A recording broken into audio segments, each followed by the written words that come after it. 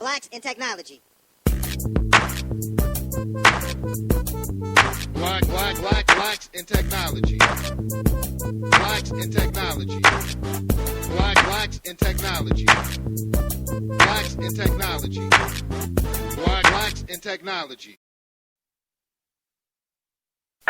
Good evening. Welcome, everyone, to the 80th episode of the Blacks in Technology Big Tech Talk podcast. This is episode number 80. We got 20 more to go to 100, but we made it to 80. I feel good. I feel great. Thank everyone for listening, for tuning in. This is great. I never ever thought that we would actually get to this mini podcast. You know, when we started Blacks in Technology, about 5 years ago, this was just supposed to be another outlet to kind of, get people to kind of preview and showcase people of color, the talent that we have in our community. And I really never thought that I would have a podcast that would go this long and have this longevity. So I definitely appreciate everybody for listening. We got a lot of listeners on these podcasts, a lot of followers on our platform. So I definitely want to just send a shout out to everybody. Thank you. Definitely appreciate it. I'm your host, Greg Greenlee. And today is August, the 20th, Thursday, August 20th, 9 p.m. Eastern Standard Time, 6 p.m. Pacific Time. If this is your first time listening, you could check us out. You can check Blacks in Technology out at www.blacksintechnology.net. We are also on the Twitters, and that is at Black in Technology, but that's BLKINTECHNOLOGY. We're also on Facebook. Check us out, facebook.com/Blacks in Technology. And we also have a LinkedIn group, and it's constantly growing. We have over 2,100 members in our LinkedIn group, and that's under Blacks in Technology as well. And if you are on Twitter right now, if you have any questions for our guest tonight, tweet them using the hashtag BigTechTalk, BITTECHTALK. So Blacks in Technology is a tech-focused community and media organization. We're focused on increasing diversity in technology. We're always focused on forming new partnerships and opportunities to assist our members with their continued professional growth and development. If you would like to partner with us, send us an email to partnerships@blacksintechnology.net. Any general inquiries that you have, send an email to contact us at blacksintechnology.net. And if you want to sponsor one of these fabulous incredible podcast, you want to get your company or your product or whatever in front of our listening audience and our network, send us an email to sponsorship@blacksintechnology.net. So I do have a few announcements. Some of them you've heard already. A couple of them are new. DevOps Day Chicago is going on August 25th and 26th at the University of Chicago Gleacher Center. It's a 2-day community-driven technical conference that focuses on bridging the gap between development and operations. If you know anything about DevOps, if you'd like to attend DevOps, shoot me an email because we have some free passes to the DevOps Day Chicago. So if you're in that area and you're interested in the DevOps movement, shoot us an email to contact us at blacksintechnology.net. Tell us why you are interested in the conference and why you're interested in DevOps, and you could receive a pass to DevOps Day Chicago. If you want to learn more about the event or you want to submit a proposal, it's probably too late for proposals, but if you want to learn more about the event, check out DevOpsDayShy.org. So that's DevOpsDaysShy.org. Also, it's just still time for registration, and there's a 25% discount to our community members using the code BIT25, BIT25. You'll receive a 25% discount on the registration. So that's DevOps Days Chicago. And there also is going to be a DevOps Days Ohio. That's happening in Columbus, Ohio, November 18th and 19th. And it's at the Bluestone in Columbus, Ohio. And they are actually having a call for proposals right now. The deadline for that is September 18th at 11 p.m. Eastern Standard Time.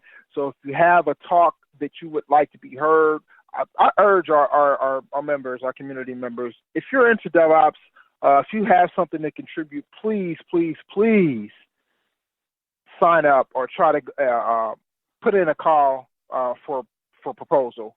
Put in a talk, see whether or not you can get selected. We need to have more people of color up on stage presenting these technical talks. I'm actually going to present a talk myself. So I'm encouraging people in the community to, if you're in the Columbus, Ohio area or in the area, Midwest area, you can make it there. Definitely submit a talk to DevOps Days Ohio. Now, we don't have registration codes for it as of yet, but we are working on that. We're going to have some free passes to give away to that as well, and we're also going to have a discount code for those who don't receive the free pass to that event as well. So that's DevOps Day Chicago, November 18th and 19th at the Bluestone in Columbus, Ohio. Last but not least, PuppetConf 2015. That is happening August 5th through the 9th, and that's going on in Portland, Oregon. Last year was in San Fran. This year it's in Portland. Registration is open. And let's see, sessions will range from how to get started with Puppet, modules, and related technologies to advanced tips and tricks for using Puppet, PuppetDB, Wyzerr, or Factor. So that's 2015.puppetconf.com. Check that out. We've been working with Puppet Labs in the past. In the past, we've had some free tickets to give out to that as well as a discount code. So hopefully we'll have something soon. Just keep checking the website, blacksintechnology.net, for more information on that.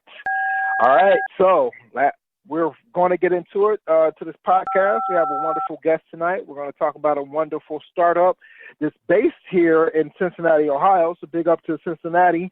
And I'm actually happy because I think 2 out of the last 3 podcasts, I've actually tapped into the Cincinnati startup scene, thanks to Candace Peters. So shout out to Candace and her Hello Parent startup. And she's gotten me in tune with the startup scene here in Cincinnati, which I have to kind of ashamed to admit that I wasn't really in tune with. I kind of looked out everywhere else instead of looking here in our city. But now that I'm connected and I'm in that space, I want to try to bring more of the talent here that we have in Cincinnati to the show. So tonight I'm glad to present Bjorn Simmons. He's a 26-year-old entrepreneur. He's an activist and co-founder of the tech startup company Wyzerr. He's a first-generation graduate from the University of Arkansas, where he received his BA in Marketing Management and Entrepreneurship at the Sam M. Walton College of Business. And so I want to bring him onto the show. Thank you, Bjorn, for joining us tonight. Hey, man, thanks, Greg, for having me, man. I'm really excited to be here. Love what you're doing with Blacks in Technology. It's pretty cool. Definitely appreciate that. And we kind of met, not in person. We kind of met through kind of a teleconference thing. Yeah, so that was pretty cool. Again, shout out to Candace for making all that happen. So give us some information about yourself, your background, where you're from, your education, things like that. Okay. Yeah, man. My name is Bjorn Simmons. Most people know me by BK. I'm originally from North Little Rock, Arkansas. I'm born and raised in the South. Grew up in North Little Rock, moved to Little Rock at an older age, and then I graduated from the University of Arkansas up in Fayetteville in 2011. So like you said in my bio, I'm 26. I'm relatively young, but I'm one of those millennials, so I've been all over the place a little bit. After graduating college, I moved out to Atlanta and started working in politics, man. I was working for the House of Representatives, Georgia House of Representatives, under the leadership of Stacey Abrams and Representative Carolyn Hughley, and quickly rose up, became the chief of staff, got bit by the politics bug, and was doing a lot of work on, it's real, man. The politics bug is something that's very relevant in that world and in that space. It was kind of cool because, the show Scandal had just came out, and I'm on the senior staff team, and we were addicted to Scandal, so we called ourselves the Gladiators because we were we were all corralled up, fighting the cause. But I learned a lot as far as, my professional development. my leadership abilities. I was groomed there at the Georgia House of Representatives there in Atlanta, and I can never take back what I learned. One of my most prized projects was being able to work compensation resolution for a guy named Lathan Word. He was wrongfully convicted for robbery at the age of 18, and worked very hard over 10 years, spent over 10 years in prison before he was finally able to get an appeal. He reached out to our office, and it took us 2 years, man, to get this man compensated. But happy enough to announce that we were able to do that. And so from then on, the activist in me just kind of grew. So stayed there for a while. And stayed there for a while, and eventually my friend and I, Stedman, who I went to college with, we started like a freelance marketing organization called the Mint Group, MEANT, Marketing, Entertainment, Advertising, Networking, and Talent. It was like a freelance marketing operation to allow college students and freelancers the opportunity to do some big brand investments and projects and stuff like that. And went to South by Southwest, and it changed my entire life. And now I'm a techie. Excellent. Well, we're happy to have you as part of the techie family. Yeah, man. There's a lot of people that it's funny because I run into a lot of black people of color that actually migrated from kind of some of them from the entertainment business itself, some of them from music, but from that spectrum of the industry into tech. And it's funny because it feels, even I was, dibble and dabble in music kind of back in the day, and it's funny how natural that migration that transition felt. That you go from entertainment, marketing, music, and then that transition to tech is almost, it feels seamless. To me, that's true. Yeah, man, I definitely agree. It's like that. I think technology is an art form in itself, man. Right. From the apps to the creative designs to the web pages, all these new innovations. It's just a form of artistic expression in themselves, man. So I think it's a strong correlation between the entertainment industry, marketing, and definitely technology for sure. How'd you make your way to Cincinnati? So Wyzerr, which is a company I work for now, happy to be a part of the team. Wyzerr is here in the Brandery Venture Accelerator Program, which is an incubator for startups, and we got here about 9 weeks ago in June, and it's been great, man. And they totally opened the doors to Cincinnati and the renaissance that's going on here, and provided us with a great platform to kind of grow and scale our company, and as well as enhance our skills as entrepreneurs and co-founders as well. So was the company before the Brandery, or did the Brandery have a hand in kind of bringing some of you together, and then, or did you have Wyzerr before, and then you kind of came into the Brandery, and that's how you wound up here in Cincinnati? Good question. Our CEO, my co-founder, Natasha Malahalo, she is great at what she does, and so we actually started Wyzerr at a previous incubator, StartFast New York, last summer in Syracuse. And at this point in time, I was a full-time consultant running the Mint Group. Stedman and Natasha had a previous startup called Sooligan they had worked on, and I had worked on with them at a project at South by Southwest in Austin earlier that year. This is 2014.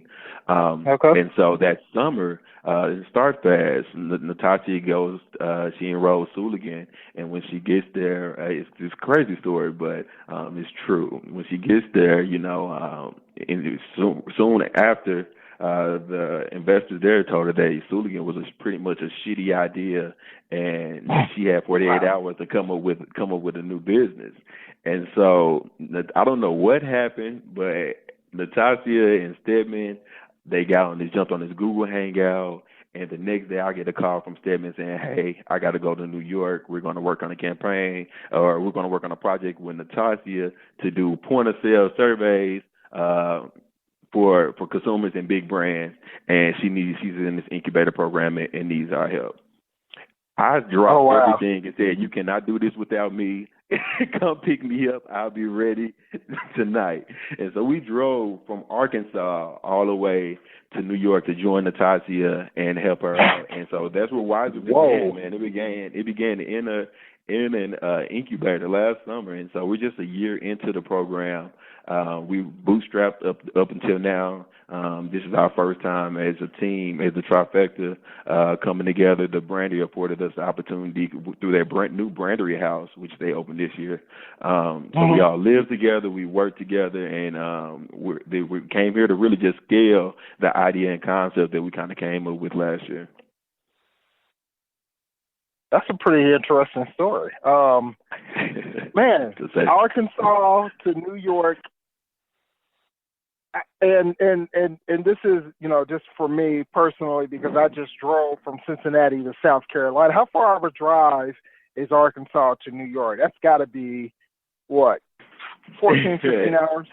Oh, man, it was over 20-something hours. And and me being the adventurous spirit that I am, I took the opportunity since we were road tripping hey, Stedman, we're going to stop in Nashville. We're going to stop in Lake Erie. We're going across the country. We got to stop and see some sights, So we just made that road trip. I mean, it was going to be long regardless, so we can tag team this thing out. But Stedman has a Camaro, so there was a two-seater that we made the entire trip in. Well, at least when you do a road trip, you're doing it in style. If you got a Camaro, right? It's fun, man. And I mean, as a result of that road trip, I'm here now talking to you guys, so I don't regret a thing. That's excellent. So you mentioned Stedman, you mentioned Natasha. What? And those are your team members. Yes. Are there any other team members? And what are their roles? So we do have a data scientist, Frankie. He's out in L.A., so Natasha is from L.A., and after we left New York, her and Stedman went back out to L.A. to, continue to build the business, and they connected with Frankie and Craig, who's also on our team. He's been a great advisor and an angel investor for us. So that's the integral team. Right now, we also have Basit, who's our CTO and developer. So that's pretty much been the team since we've been here in the brandery, for sure. So, if you could describe their roles, what do they do on a day? What's their role on a day-to-day? Well, of course, being startup founders and co-founders, everybody has to wear multiple hats. Right. Natasha is of course. Natasha is the lead programmer and CEO, and she also handles a lot of the finances and things like that. Stedman is the UX UI design master, so he's constantly drafting new ideas and concepts for Wyzerr, as well as upgrading the smartphones that we have, working with our marketing partners. And then I play the sales and marketing role. So I'm constantly working with clients, talking to clients, pitching, trade shows. My job is to get clients into our funnel and get them to close the deal, and then to continue to nurture those relationships to continue to build Wyzerr's brand awareness and scale our company. Very interesting. And for all those out there who say that there's no for one, people of color are founders, but the second part of it is that she's a woman. So that's dope. Yeah. And she's the lead programmer. So she's the lead programmer, she's the CEO, she's a founder, she's a woman of color, and we applaud that. We celebrate that, because that's dopeness right there. I love hearing that. Natasha is awesome, man. We have a truly minority-found team, So I think it's an awesome position that we are in. I don't think we really realize the opportunity that we can champion this position as much as it's been presented to us, especially being here in the brand as of recently. So I think it's in itself is a blessing. Natasha is great. She's so dedicated and passionate about what she does, and a tremendous CEO as far as her leadership. And I'm a huge fan of the Myers-Briggs test, and so I had each of us do a Myers-Briggs test recently, and her personality type turned out to be the commander. So she's definitely in the right position. Nice. Yeah, man, she's great. Like I said, we have a very fortunate opportunity to be able to be one of the what I would consider one of the hottest new startups in startup land, and also to be operated by minorities, including a female founder, CEO. Very nice, very nice. So let's get into what Wyzerr is. What is Wyzerr, and why should we care about Wyzerr? Okay, yeah, man. I hadn't even realized we hadn't answered that question, but Wyzerr Wyzerr is an improvement company. So we focus on improving the life of businesses through the experiences of their customers. How we've chosen to do this is to disrupt the survey market, because if you notice, contemporary surveys are long, boring, and cumbersome, and they don't meet the new digital age consumer. And so we identified that problem and trying to find a communication means between brands and consumers, where brands will actually use the information from consumers to tailor their experiences to increase profits and increase or identify better business practices. We create our smartphone technology, which is, I wouldn't say it replaces a contemporary survey, but it's an adjacent tool to really help complement that market, get more data, and also meet the consumers where they are and at their smartphone, which everybody seems to have right now. Right. So who is this product? Who did you design this product for? What does it enable them to do, or do better? Okay. Yeah, man. So great question. Our product was built to give businesses a way to curate their experience. We call ourselves a hybrid company. We're a market research company. We're a consumer engagement company, and we're also a management consulting company, because we are able to reach your customers in a unique and engaging way. We can offer actionable insights back to your business, which you can use to inevitably increase profitability, increase customer satisfaction, just increase the overall experience of your business. So we're really creating a new communication stream, and we're using data to do that. It's powered by data. And, you know, the whole data revolution is happening right now, and Wyzerr has jumped in full throttle to increase that engagement to the consumers. You know, contemporary surveys are meeting less than 10% of customers out there. And so if a business is measuring its practices and its efficiency and effectiveness on less than 10% of the people who are paying them, how valuable is that data? So we created what we believe is a tool to help increase that engagement rate, increase that completion rate, and then allow businesses to ultimately make better decisions through their best or most valuable stakeholder, which is their customer. Very cool, and I agree. So, for one, let's talk about a little bit about data and data analytics and how important it is to these businesses, because and what people don't know is one of the biggest, I guess, data analytics type companies around is based out of here in Cincinnati, Ohio, which is dunnhumby. They are huge with data. And this whole data revolution is going on to be able to extract information out from data so that you can use that information to better serve your customers and better understand your customers. That's valuable. That's gold to companies right now, which is why I guess you guys got a data scientist on your team.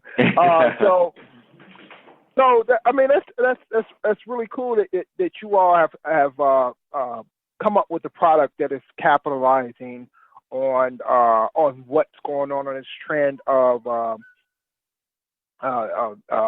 data, big data, right now. So tell us a little bit more about how Wyzerr does this. I know you have a thing called Smart Farms, and reading on your site about kind of what Wyzerr is. You guys kind of take a game approach to the whole thing. Tell us a little bit more about that. Yeah, so Wyzerr, we don't call our surveys. We call our questionnaires smart forms.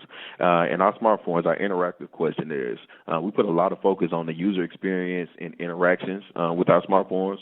They're dynamic, they're hyper responsive, and they do, like you said, look and feel like games. And if you think about the addictive nature of mobile games like Candy Crush and Trivia Crack, they've made it to where people are constantly engaging with their phones.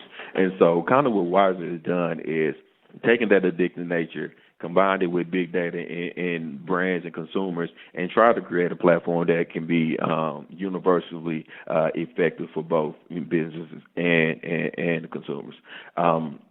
We use the color theory, which is using colors like red, blue, yellow, and green to provide a universal language so that people can easily understand. We have logic jumps that jump from question to question to kind of use randomization and provide an effective tactic to get the best data from each customer. We have voice to text technology. Just thinking about the impact of reviews now on purchasing behavior. You can actually give that qualitative data or speak directly back to brands through our voice to text technology. And then our designs are just really dynamic. They're bright, brilliant designs, and of course they're fast. All of our smart forms are built to get up to 25 questions or answer up to 25 questions in less than 60 seconds. So it's we want to create that addictive nature, a natural habit of giving feedback, and we think we've taken a really unique approach to doing so. That's pretty cool, because then you kind of, and coming from my experience from taking surveys, I hate them. Right? Yeah. To be honest, you get to as a matter of fact. So I was on Cincinnati.com, and that's Cincinnati's kind of online publication that gives us the news and things like that. And they have this thing now that whenever you want to read more about an article on Cincinnati.com, they want you to take this survey. Answer a question. And it's a pop-up, and it's only one question. And you know what? I hate it. I will not answer that one question for anything. If it pops up during the time that I'm reading that article, I will click off that article. If anybody from Cincinnati.com is listening to this, use Wyzerr instead. It might make it a lot better, more pleasurable experience, because I will instantly click off that article, even if it's something very interesting. I'm like, no surveys for me, and I'll go to something else. So it's good to hear that you all are making this a more pleasurable and experience for surveys, because I think it's needed. It's a pain point. People don't like filling out surveys, even if it's something that they want. So tell me this. What are you guys doing to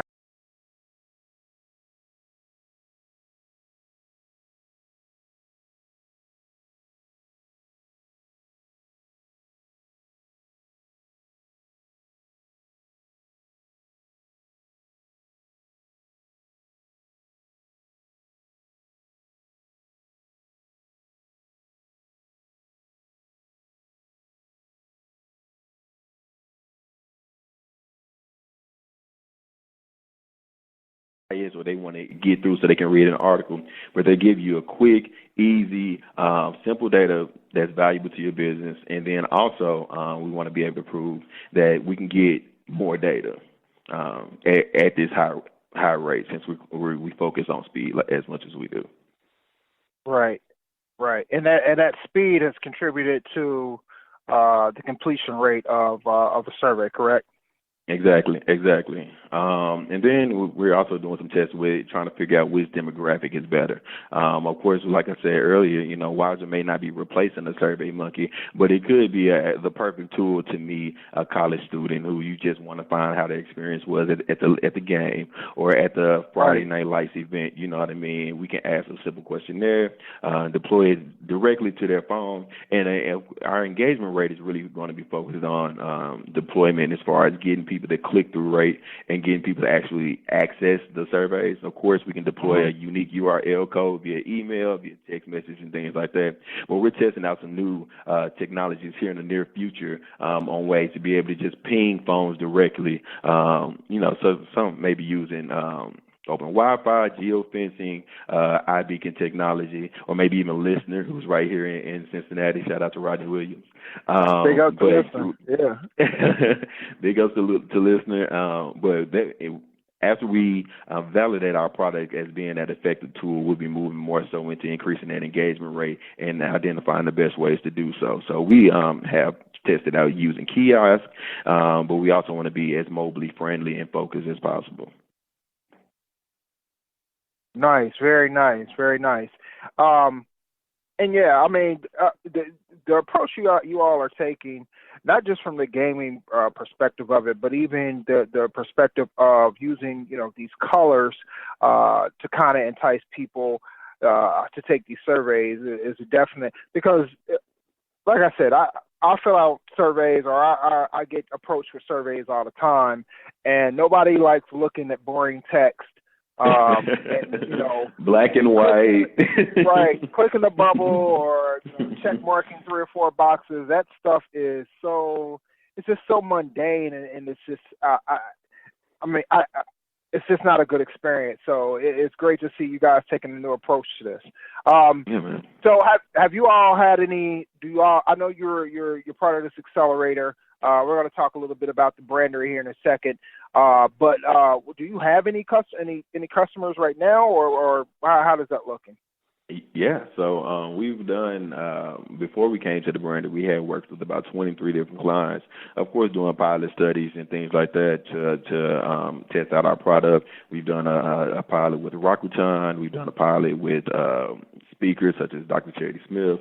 We've done now we're moving in more to a scalability approach, and so we're building out a SaaS platform where people will be able to go in and use our Wyzerr creation wizard and be able to create a survey fast and then deploy it just as fast, or a smart form, and be able to deploy it just as fast. And so our SaaS platform allows anybody to be able to go online, kind of the same way when you're using our competitors such as SurveyMonkey and Typeform, be able to go online, use our creation wizard, create your smart form, and deploy it using maybe a unique URL code. So that's taking a scalability approach. We're also talking to some companies such as, just this week we've had conversations with Google, Yelp, Volkswagen. But as far as the markets that we really want to penetrate, we're going after the e-commerce space and trying to identify channel partners to help us scale quickly, because we understand that we have a product that has to scale quickly and fast, and the time is now. And so by identifying those strong partners and getting the right pilots, we think we'll be able to do that and go after market share, because that'll really create and cement us as an effective business long term. Wow. And just hearing some of the big names that you're talking to, when that time comes, you guys are going to have to be ready to move, because the companies that you mentioned are the companies that move, and they move quickly at scale. Yeah. So, that's excellent. That's excellent. So, have you all? I know you said before that you all had bootstrapped everything up until a certain point. Have you all gotten any funding up right now, or how's that working? We are actively fundraising right now while we're in the brandery. Okay. So we're just now starting to fundraise. Of course, that's a scale as well. Build out our team, bring in some more developers to help us out. So we have opened up that process, and working with, I know I mentioned, and going back, I want to go back to your previous questions a little bit, but I know I was mentioning the big players, but we also are working with some small and mid-sized businesses as well, as far as just transposing their current survey into a Wyzerr smart form, or offering them a kiosk that they can put in their native stores, their brick and mortar stores, to just kind of collect their customer data as well. So we're going after the big players to scale quickly, because we understand that we have competitors out there, but we're not eliminating ourselves from the small and mid-sized businesses. And I know some of my mentors, if they're listening, they probably hate that I just said that, because their marketing strategy is focus, target, and create a niche. But maybe we're that unique unicorn that can scale across multiple levels and multiple industries. And so we'll see how this works, or maybe we'll identify a champion, but that whole process is going to be done here while we're in the brandery. That's excellent. And I like hearing how on top of your game that you guys are. It feels good to me to hear about a company such as yours that have people that are keen to what's going on in the startup place, and you're throwing all these terms out there, which is very cool. But I love it because people need to hear that we have people that's in this space that are keen to what's going on, and that are in this space and navigating this space really well, and you guys know what you're doing. So whenever I hear stuff like that, it just, I get this feeling like, I got that fist pump going in the background. So, well, let me know, man. Let me know, man, if I'm, talking in too much tech jargon. I've been, not at all. Brandery for 9 weeks straight, living and working in technology. So I'm submerged in it. So I'm on tech. I've earned my stripes now. You know what? Here's why I like hearing tech talk, right? Because it gets people curious, right? So people are wondering, you might say some marketing term or something that involves tech startup world, and people are wondering, well, what does that mean, right? Yeah, even if you only go about explaining it right now on this show, that'll give them incentive to get out there on the internet and Google it. And go Google it. Right. Now they're learning, and now they're understanding what it's all. Then they can bring it back. They can listen to the podcast again, and they can put it in context, and they can say, oh, I didn't know, that was a thing, or that you should do that as a startup. So I don't like, everything doesn't have to be broken down for the layman, right?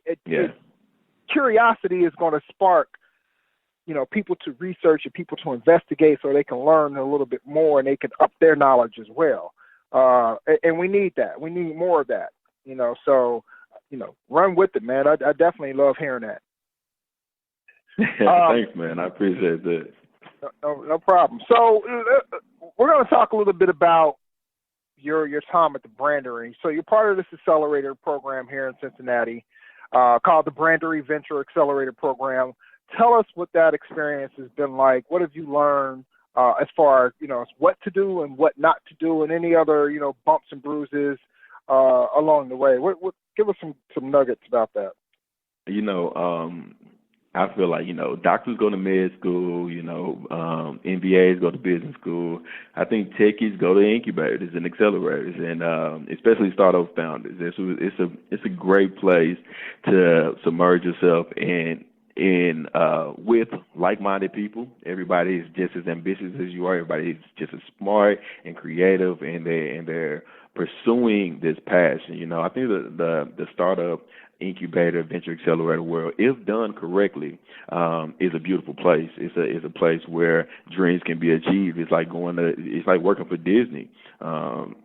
Almost. Of course, only your success is built on what you put into it, and I think that's really a valuable thing that I've learned here. It's all about what you put in. You're going to get out what you put in, and that's not necessarily just the work you do or the emails that you send, but it's also about the connections that you make, the relationships Right. that you build, the goals that you set for yourself. You know what I mean? How, the way you start maintaining and treating yourself, how you're able to balance your new lifestyle as opposed to your previous lifestyle before you came here.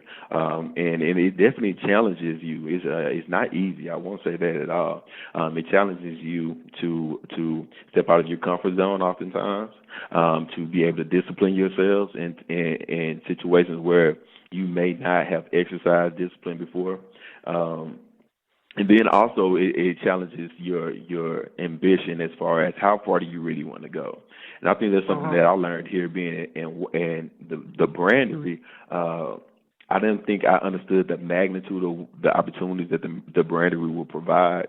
And so initially when we came here, we were focused on small and mid-sized businesses. And I remember about a month ago, and I was getting ready to do validation testing. And I was telling mentors, so this is what I'm going to do. And I come from a political background, so, going door to door is my thing. Like, I just go talk to everybody. And so I was like, look, I got a list of 250 companies right here in OTR Cincinnati, and I'm just going to go out, me and the team, and we're just going to go out and knock on every door and talk to every business owner and ask them to try Wyzerr so we can get a pilot campaign. They looked at me like, good luck.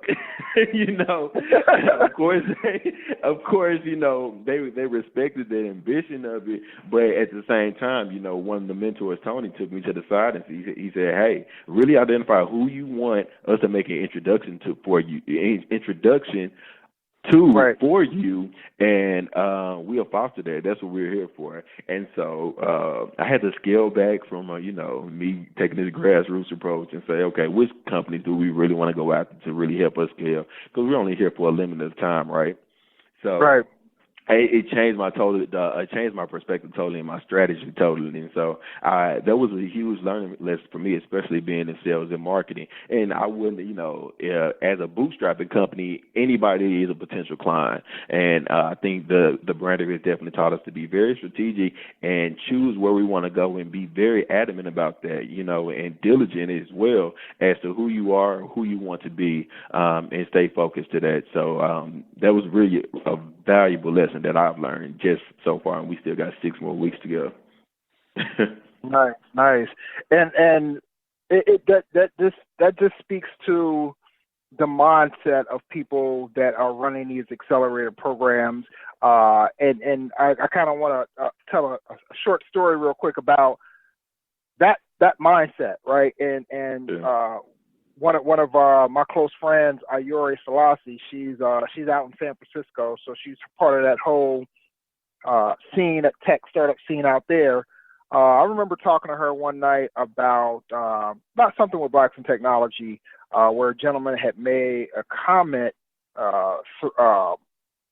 via direct message to me about what Blacks in Technology was trying to be. And at that point, this was probably a couple of years ago, I really hadn't thought that far in advance. I really didn't think that that broad. And so he asked me, like, are you trying to be like a black Facebook for black techies? Right? And at that time, my mindset was small. And I was like, no, why would I try to take on Facebook? We're already a niche within a niche. We're black and we're techs, blah, blah, blah, blah, blah, blah, blah. And she stopped me dead in my tracks, and she said, you know what? You're thinking too myopic. And I was just like, hold on for a second. Let me Google myopic. I don't know what that means. That was my first reaction. So then I was like, okay, so why do you say that? She was like, you're only thinking about your small area, right? Yep. You're only thinking about, and at that time it was, black techs out of the United States. Right. Right. She was like, yeah, and you're not even encompassing everybody from it, right? So at the time, we were more focused on engineers. And so she's like, you're not thinking about the other people that are part of the tech world that helps to make tech move along and grow and things like that. You're not thinking about the entrepreneurs. You're not thinking about the marketing people out there. You're not thinking about the UI UX people, and you're not thinking about Africa. You're not thinking about globally the black people around the world that could grow your community to something much bigger than just, here in the United States. Right. And I guess my point is, it took that type of mindset, that kind of accelerator, that startup, that kind of Bay Area mindset, because I was thinking too small. I was just thinking about here and nothing outside of that. And I kind of and from what your story, from what you're telling me in your story, that's kind of what that mentor kind of brought you to the side and had you think like, hey, you need to think a little bit larger than just here. It's a big world. That's what we're here for, and we're here to kind of be that proxy between you and that bigger world. So utilize that. So it's amazing how they kind of view things, and how they kind of bring us into that space as well. So that's excellent. Sure. Well, your mentors and incubators like the brand are supposed to be catalysts to your success. You know what I mean? That's what you work with them for. That's why you apply. That's why you enroll into things like that. But I think what the beautiful thing is what it is when you do become a success and your mentality changes, you also start to understand the effects that it has on like the economic status of a community. You know what I mean? Urban development, right here in Cincinnati, what they've been able to do here in OTR is just fascinating. Fascinating to say the least. You know what I mean? And their investment in entrepreneurs, and I've lived in a number of places, I've never seen it at the rate that they're doing it here. And there's something to be said about that. You know what I mean? I think other cities are, if startups like Wyzerr are able to accomplish what we set out to accomplish in a place like Cincinnati. A lot of cities across the world are going to have to look here and see what did they do right, and what opportunities or they open themselves. Me being an activist and everything, it's always been on the premise of opportunity. I'm one of those big dreamers that say anybody can be anywhere in the world. It's just this big open playground. You just got to figure out what you want to play on. And this is, situations like this are just very fortunate. I really can't speak highly enough about how I appreciate, people being just supporting entrepreneurs and chasing their dreams, man, because it's one of the hardest decisions you make when you leave your job, you leave corporate America, and decide that you're going to pursue something that you're extremely passionate about. You're going to lose friends, you're going to lose family members, and especially as a minority, where you come into a situation where you don't think anybody can relate to you, or there's already a skepticism when you walk into the room. You know what I mean? Right. You have a lot to overcome, and it's a lot. Sometimes you have to evaluate that risk, and so it takes some strong-minded, strong-willed people. But when you have a strong support system, such as what the Brandery, I believe, is providing here, and I know many other venture accelerators are doing, I hope so, across the globe. But when you have that strong support system, it is very encouraging, and success almost seems inevitable if you do what you're supposed to do. Very nice, very nice. And we're going to talk about, I like some of the points that you touched on as far as, the economic development that's happening and over the Rhine. And I don't know how far back you go as far as your time here in Cincinnati, but, there was definitely a time in over the Rhine where you didn't want to be caught dead in over the Rhine.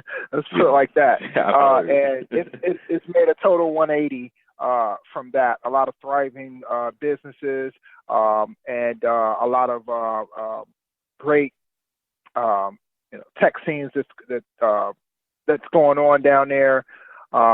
So let's touch on that a little bit because I recently was introduced to Candace Peters, and she reached out to me on our Blacks Technology website, and talked to her, and she's was telling me about this group of African American founders here in Cincinnati, and that's how I met you as well.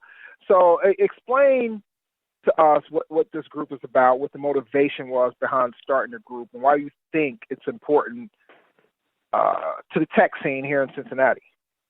Um, I was super excited about starting the Black Founders Network because it's a support system. You know what I mean? Even though you're Right. around like-minded people in your cohort at the Brandery, you're around people that can relate to you, and they're going to have very similar experiences with you, being in the Black Founders Network. And it's not to create a separate entity outside of what we have within our cohort. It's more of a piece of the puzzle. You know, that's how I Right. like to think of it. It's a piece of the puzzle to help us, as minorities, stay encouraged, be able to have a place where we can go vent where things may not go our way. We'll also be able to talk about societal issues. You know, it's a known fact that every week another black male is getting killed, by a police officer around the nation. You know, it's on the CNN Right. or whatever. So if I have a bad day, because I'm tired of seeing this, I can't take that to the Brandery. I can't take that to work because it's not the place for that. But I can go to Black Founders Network and be able to get that support. In the same way with fundraising or issues with clients or trying to identify the best strategy, legal documentations, how to work with team members and things like that. If you have a network that can support you when you fall down and you know that they're there and unconditionally, is very effective and encouraging. So I think it's more of an empowerment organization. And then the other thing that I think has really motivated the growth of Black Founders Network is the ability to join the renaissance that's going on in Cincinnati and this big tech boom that's happening across the globe. Right. Minorities have to be a part of the conversation, but you also need pioneers to lead that conversation. So you need role models, and I think that's what the Black Founders Network is doing. We're providing a voice for the minorities, and we're also establishing ourselves and taking on a responsibility to be that role model. Candace Peters is the startup mom. Like, you can ask anybody who in Cincinnati that I've met, she is the startup mom. She's chosen to take on that role and now expand that through the Black Founders Network. And that's, something to be said about that. And it's really going to be interesting to see how, organizations like Centrifuge and others, funds and initiatives to promote economic development through entrepreneurship and technology, see how they're going to welcome the Black Founders Network or Black founders into the conversation. So I think Centrifuge has done a great job. Eric Wiseman, that's how you and I met, connecting over the conversation about diversity through Centrifuge and what they're doing over at Cincy Tech. So I think it's really important for us to do it. And also, again, we're able to draw those connections in for one another, and then also be a role model for people who may be interested in becoming tech founders or even entrepreneurs. So right. And I want to touch on something that you said that I've said before, and I think is super important. And it's more along the lines of this is not a group created to be separate. I think that's important because you get outsiders that look at something like Blacks in Technology or the Black Founders Group that's going on here in Cincinnati, or any organization out there that's geared towards helping to empower Black people in technology or any other industry, and they automatically assume that, oh, you're trying to be separate. How come you just can't? Right. I mean, you just can't be it. And it's not about that, right? And I always use the analogy of the Negro Leagues back in the day, right? Sure. It was a necessity for them to do it because, for one, they weren't even allowed to play in the major leagues at that time, right? They weren't allowed to showcase their talents, and they needed that support system to keep them going, right? Yep. But at the same time, it was a vehicle for them to be included. And I always like to make that a point. This is not about exclusion. This is about inclusion. This is about us being included in the bigger picture. And we need that support system the same way everyone else has had a support system. We need that support system right now to allow us to be included in this bigger picture, in this tech boom, and this tech industry that's going on that's helping to empower economically everybody across the globe. And it seems like, that we've been left on the outside, and now we have to be included in that whole thing. And so Sure. people talk about, oh, you're trying to, no, this is about inclusion. And if you understand what the overall goal is for this, the goal is for this not to exist at all. Just like the Negro Leagues back in the day. Yeah. It eventually evolved to the point to where they didn't have to have a Negro Leagues anymore because the major leagues recognized the talent and they recognized the people involved and everything like in the movement, and now they are part of the major leagues. And that is basically what this whole movement. That's what the goal of this whole movement is to eventually. I don't want this to exist. I don't want there to be a need for this at all. We have this, I want just as many role models who look like me, walk like me, talk like me, as anybody else, as any other culture. Yeah. And then you also can think of it. Oh, my bad. Sorry. No, go ahead. No, I didn't mean to cut you off at all, but I was just saying that. I was done with my thought. I was just going to say, you also have to think about anything that's new needs curators, you know what I mean? So I think that's the kind of responsibility that the Black Founder Network is kind of taking on. And all of, blacks in technology, anytime it's a black-focused thing, I will hope so, at least believe the millennial focus is that we're here to groom our group, you know what I mean? So especially with the Black Founders Network, and we speak about this all the time, is that we're taking on a responsibility to where when you need or you're looking for a black minority startup or a minority developer, that we have the best of the best that you can choose from because we've taken on the responsibility of grooming them ourselves.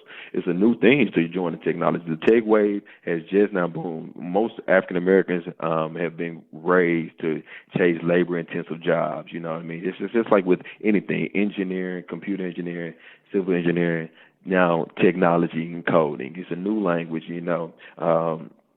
Education is going to be key, of course, but you also need mentors and role models, and if we're able to kind of curate that within ourselves, it'll help us. It'll be more effective to be able to translate that to other majority groups. So I think it's just an effective tool. It's not a means to disrupt by any means, for sure. Right.